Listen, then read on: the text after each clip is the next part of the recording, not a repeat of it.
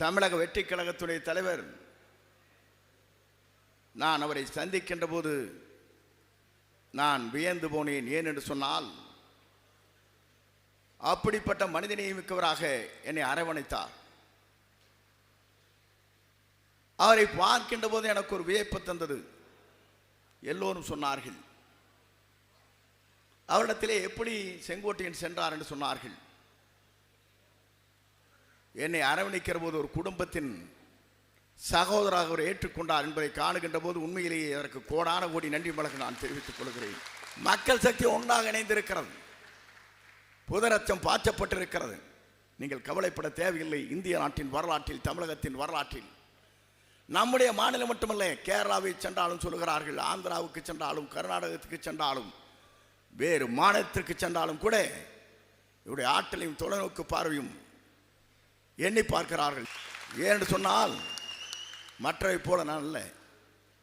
50 ஆண்டு கால அரசியல் வரலாற்றில் நான் தூய்மையோடு இந்த பணிகளை ஆற்றி இருக்கிறேன், எல்லோருக்கும் தெரியும்.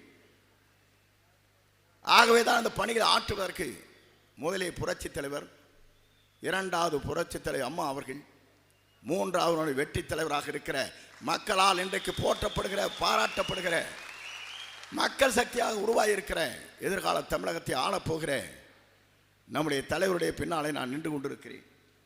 நாடு நன்றாக இருக்க, நாட்டு மக்கள் நலமாக இருக்க, தேசம் சரியாக இருக்க, தேசத்திலே வாழுகிற நாம் அனைவரும் சுதந்திரமாக வாழ்வதற்கு பெண்களுக்கு முழு சுதந்திரம் தேவை என்ற முறையிலே தான் இன்று நாம் அத்தனை பேரும் இங்கே இணைந்த இந்த பணிகளை மேற்கொண்டு வருகிறோம்.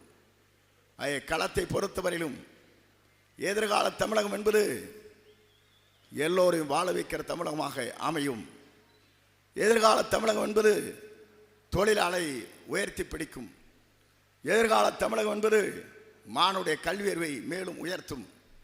எதிர்கால தமிழகம் என்பது விவசாயியை வாழ வைக்கும். எதிர்கால தமிழகம் என்பது இங்கே இருக்கிற பெண்களுக்கு முழு உரிமை வழங்கப்படும்.